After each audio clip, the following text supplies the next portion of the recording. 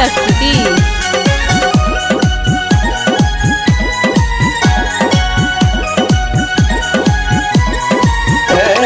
सुंदर मिथिला धाम दोसर पायब कोन ठाम। एहन सुंदर मिथिला धाम दोसर पायब कोन ठाम। दुल्हा दुल्हन सीताराम जनकपुर में।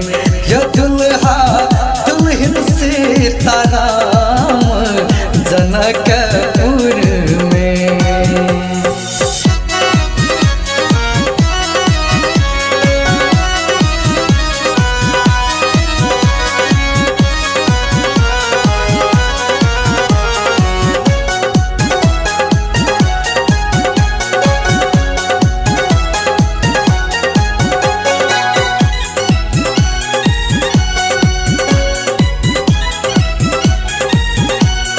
सिया झिया सुकुमारी ओ छठ जाना का दुलारी। सिया झिया सुकुमारी ओ छठ जाना का दुलारी। ओ छठ जाना का दुलारी के राम जी कहलन ससुरारी जनकपुर में। यो दुल्हा दुल्हन सीताराम जनकपुर में। हाँ जनकपुर में।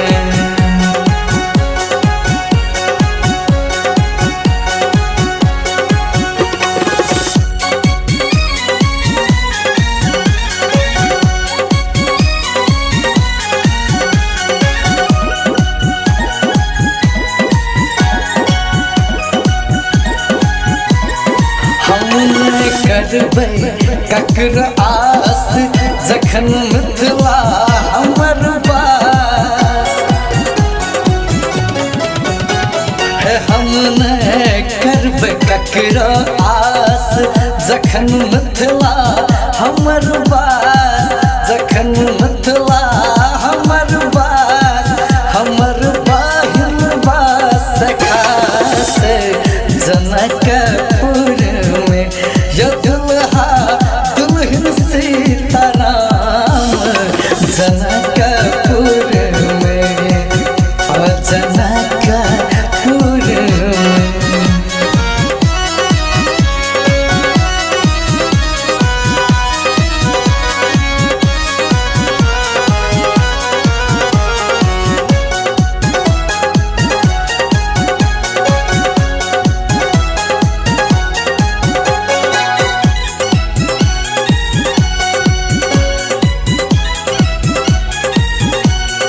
करबह गंगा स्नान धरब युगल मूरत पर ध्यान।